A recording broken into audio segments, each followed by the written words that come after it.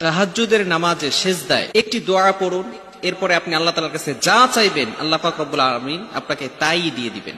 তাহাজ্জুদের নামাজের সময় সেজদায় যখন আপনি যাবেন, সুবহান রাব্বিয়াল আলা, সুবহান রাব্বিয়াল আলা, সুবহান রাব্বিয়াল আলা, এটা পড়ার পরে ছোট্ট একটি দোয়া পড়ুন, একেবারে সহজ একটি দোয়া। এই দোয়াটা যদি আপনি পড়েন, এরপরে আপনি আল্লাহ তাআলার কাছে যা চাইবেন আল্লাহ পাক রব্বুল আলামিন তাই আপনাকে দান করবেন।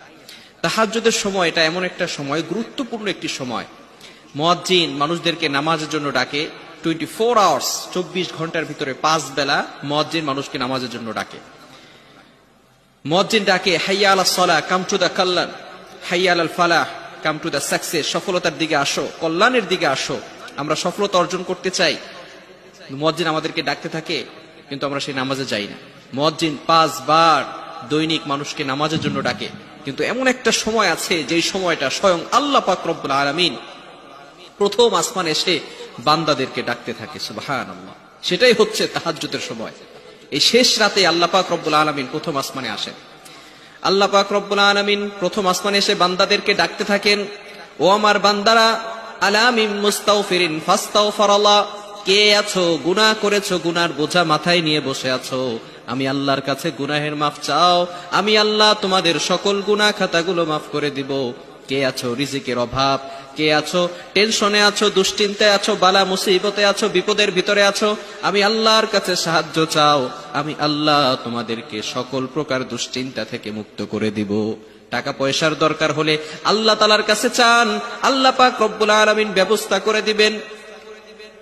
এই জন্য সব সময় চিন্তা করতে হবে, আমি যার কাছেই চাবো তিনি কে? একমাত্র আল্লাহ। এই জন্য বিশেষ করে তাহাজ্জুদের সময় সব সময় খেয়াল রাখতে হবে, তাহাজ্জুদের সময় যাতে করে আমরা আল্লাহ তাআলার কাছে চাইতে পারি। খুবই গুরুত্বপূর্ণ সময়। এই সময় আল্লাহ তাআলা আসমানের প্রথম আসমানে এসে বান্দাদেরকে ডাকতে থাকেন আর বলতে থাকেন, বান্দারা কার কি লাগবে আমি আল্লাহর কাছে চাও, আমি আল্লাহর কাছে চাও, আমি আল্লাহ তোমাদেরকে হেল্প করব, আমি আল্লাহ তোমাকে সহযোগিতা করব। এই জন্য তাহাজ্জুদের সময় উঠে আপনি ওই সময় নামাজে দাঁড়িয়ে যান, যখন সকলে ঘুমিয়ে থাকবে, সকল পশু পাখি ঘুমিয়ে থাকে, সকল মানুষ ঘুমিয়ে থাকে, তখন আপনি উঠুন, আপনার রবের সাথে সম্পর্ক করুন। ওই সময় আল্লাহ পাক রব্বুল আলামিন প্রথম আসমানে আসেন। এটা বুখারী শরীফের সহিহ হাদিস, বানিয়ে বলছি না, বুখারী শরীফের হাদিস।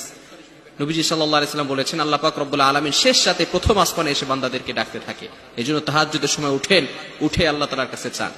আপনি যদি নফল নামাজে, এই যে দোয়াটা এটা ফরজ নামাজে বলা যাবে না, নফল নামাজে বিশেষ করে তাহাজ্জুদের সময় যদি আপনি সেজদায় সুবহান রাব্বিয়াল আলা, সুবহান রাব্বিয়াল আলা, সুবহান রাব্বিয়াল আলা, এরপরে আপনি ছোট্ট একটি দোয়া পড়েন। এই দোয়াটি আল্লাহ পাক রব্বুল আলামিন নিজে শিক্ষা দিয়েছেন পবিত্র কোরআনের একটি আয়াত। সেই আয়াতটি হচ্ছে, রব্বানা আতিনা ফিদ দুনিয়া হাসানা ওয়া ফিল আখিরাতি হাসানা ওয়া কিনা আযাবান নার। এই দোয়াটা করে আপনি আল্লাহ তাআলার কাছে যা চাইবেন আল্লাহ পাক রব্বুল আলামিন আপনাকে সবকিছুর ব্যবস্থা করে দিবেন। এজন্য এই যে দোয়াটা খুবই গুরুত্বপূর্ণ একটি দোয়া।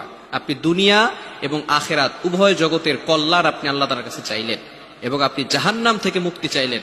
যদি কেউ উভয় জগতের কল্যাণ পেয়ে যায়, আল্লাহ পাক রব্বুল আলামিনের কল্যাণ যদি সে পেয়ে যায়, তাহলে সে আর কখনো বিপদে পড়বে না, সে আর বালা